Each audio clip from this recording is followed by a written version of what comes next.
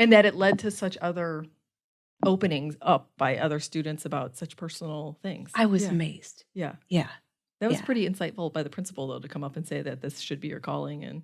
Yeah, I thought And he would know, he or she would know because they're in that kind of every day. Yeah. Right, right. And yeah, I look back on it now and think, isn't that funny? Because everything that I told him, I said, no, it's too raw and it's too vulnerable and it's too much. Are those things now that I lean into with that? And I know that's a term you hear a lot in Yeah. personal development, but it's those emotions and those feelings now that have led me to love speaking and sharing my story. Yeah. Yeah. Yeah. Interesting. Okay.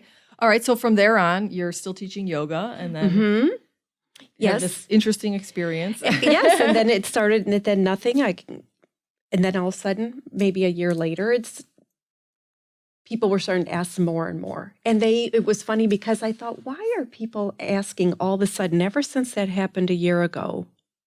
It was the universe was driving you to that. Yes. It had always been a question, but this was becoming more of people really wanting to know more of a deeper story. And I thought, I think because it became less of my identity, that I was just more open and more free with it. And people were starting to see like, how does this like translate into what you're doing now? It was a deeper story than just, so what happened to your hand? Yeah. Yeah. And so I started to get a little bit more in tune with what they were really wanting to know.